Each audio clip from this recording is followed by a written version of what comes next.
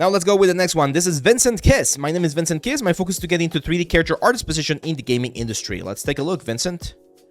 Okay, interesting, Vincent. So first impression, I like it. I can definitely see that you want to do characters, but there's one very obvious or very sort of like intense thing that I see, and that's the fact that we don't have any like full human character.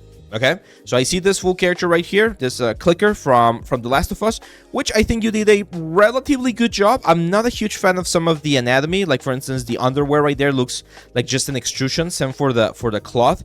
Topology is fine, and again, like I understand you know the process. I'm not a huge fan of the rendering on this one in particular. It looks very plasticky.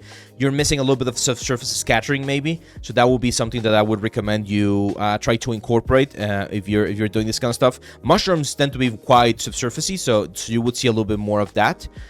But it's not that one's not it's not a bad project. This one I like, but I'm suspecting, yes, that this is just a bust. So the problem with busts, guys, is not that busts are bad. Busts are perfectly fine. They're a great way to showcase your skills and showcase like a specific pipeline.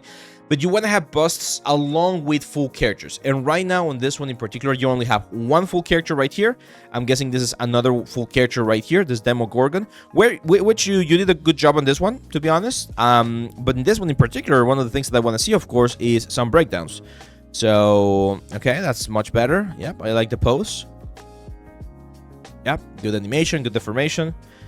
Do we have wireframes? Okay, yeah, for Udem's it's fine. Like, I understand why we did this. I know some people might think like this is way too much, but it's perfectly fine. Okay, occlusion of the italics, normal map. Yeah, sure. Okay, so this is working great. Again, I think shading wise, we could maybe improve the shader and make it a little bit more interesting inside of the engine, but it's good. Like this is good. The problem again here, my friend, with your portfolio as a whole is that we only have two full characters, this guy right here and this guy right here, and we don't have a human character.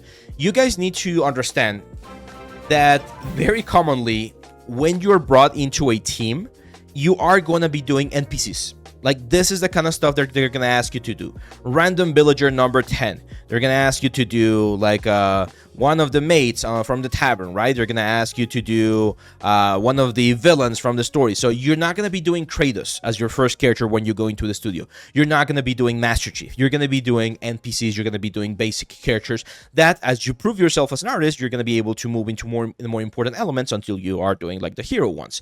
So if we don't see this kind of stuff in your element, then it's a little bit difficult to evaluate whether or not you have the necessary skills. I know you have the pipeline because I can see it here, and in general, I like your approach. I think you have good like sculpting skills, good texturing skills, but we do need to see a full male character. I've said this before. If you're gonna be a character artist, my best advice is try to have one male character, one female character, one old or young character, one monster character, and one quadruped. Like, those 5 projects are like pretty much everything you're gonna do. By quadruped, I mean it could be a dog, it could be a horse, it could be, I don't know, like a wolf, right? Like, you can do, I know that's like creature, not necessarily character, but if you do those 5 to like a really good level in your portfolio, you're gonna have a good range, and that gives the studio more security. Like, they know that if they hire you, you're gonna be able to tackle any type of this. You can do kids, you can do old people, you can do male characters, you can do female characters, you can do monsters. Like, that's a good way to be able to incorporate that into your portfolio. So yeah, that will be my advice for you, Vincent Kiss. You just need a couple more characters, full characters, okay, full pipeline. And another very important thing, this is something that I did notice on yours.